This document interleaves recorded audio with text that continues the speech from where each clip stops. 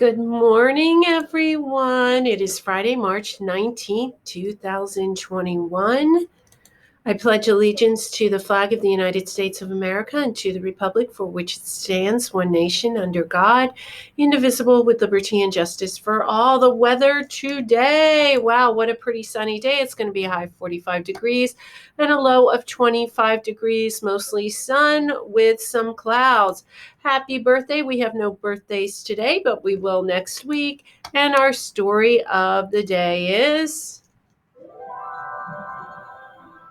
Hey, welcome to Storyline Online, brought to you by the SAG-AFTRA Foundation. I'm Tony Hale, and today I'm going to be reading No More Noisy Nights, written by Holly L. Niner and illustrated by Guy Wallach. All right, let's get started. Jackson worked hard all day moving into his new house. After dinner, he relaxed, and at 9 o'clock, he climbed into bed. That's when he heard. Oh dear, Jackson said. There must be a ghost in the attic. I hope this noise stops soon. But it didn't. So Jackson stuffed his ears with cotton balls and tried to sleep. The next morning, Jackson was so tired, he poured orange juice on his cereal and ketchup on his toast. After breakfast, Jackson peeked into the attic. I'm sorry to disturb you, Mr. Ghost, but could you please stop ooh-ooh-ooh-ooh-ooh all night? I would like to sleep. Oh, I'm sorry, said the ghost, but what else can I do? Let me think about that, said Jackson. Jackson thought about it all day while he unpacked. After dinner, he put a box on the attic floor. Then he relaxed in his favorite chair, and at 9 o'clock, Jackson climbed into bed. That's when he heard, "Buggity-wuggity-wuggity-wuggity, woo!" "Ah, dear," Jackson said, "there must be a boogie monster in the basement. I hope this noise stops soon." But it didn't. So he stuffed his ears with cotton balls, pulled on his thickest ski cap, and tried to sleep. The next morning, Jackson was so tired he could barely open his eyes to pick out his clothes. After breakfast, Jackson tiptoed down the stairs. Sorry to disturb you, Mr. Monster, but could you please stop boogity-woogity-wooing all night? I need to sleep. Boogity-woogity-whoop, said the boogie monster, but what else can I do? Well, let me think about that, said Jackson. Jackson thought about it all day while he unpacked. After dinner, he left a box at the bottom of the basement stairs.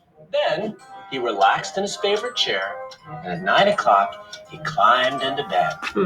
That's when he heard, plink, plink, plonk, plink, plonk, plink, plonk. Oh dear, said Jackson, there must be a pixie in the piano. I hope this noise stops soon. But it didn't. So he stuffed his ears with cotton balls, pulled on his thickest ski cap, wrapped his pillow around his head, and tried to sleep.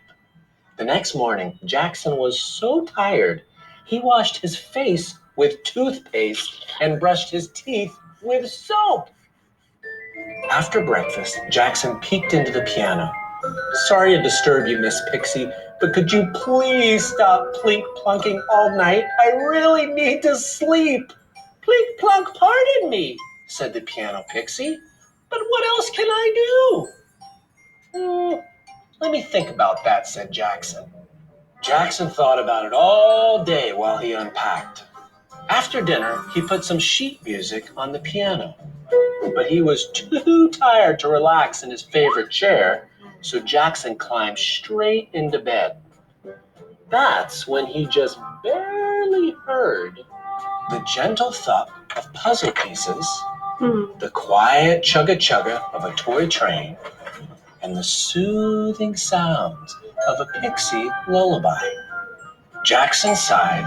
He closed his eyes and he finally fell asleep in his new house with his not-so-noisy new friends. Oh, The end. oh, what a sweet book. Okay, this day in history in 1918, time zones are established in the United States. In 1953, Academy Awards are first televised. In 1972, India and Bangladesh signed a friendship treaty. Our Women in History person of the day is Bessie Coleman. The skies had never seen a pilot like Bessie Coleman before. She was the first African American woman to obtain an international pilot's license, soaring to new heights that Black people in the United States had never reached before. But as a Black woman in 1920, she faced many obstacles because of her race and gender. She would say that air is the only place free from prejudice. Coleman was born in Atlanta, Georgia, on January 26, 1892, the 10th of 13 children. She saved up money and applied to the United States flight schools, but every school rejected her because she was Black and a woman. Finally, Robert Abbott, the publisher of an African American newspaper called the Chicago Defender, suggested she try schools in France. She learned French, left the United States, and enrolled in the Cauldron Brothers School of Aviation in France. She earned her international pilot's license on June 15, 1921, within a year of enrolling. What an incredible woman. Okay, everyone, have a wonderful day. Respect yourself, respect others, be kind to yourself, be kind to others. Work very hard on your assignments. Have a great weekend, too. I hope you have a wonderful weekend full of lots of reading and fun and playing outside, and just have an overall great day. And you will see me again for the morning announcements on Monday. Take care.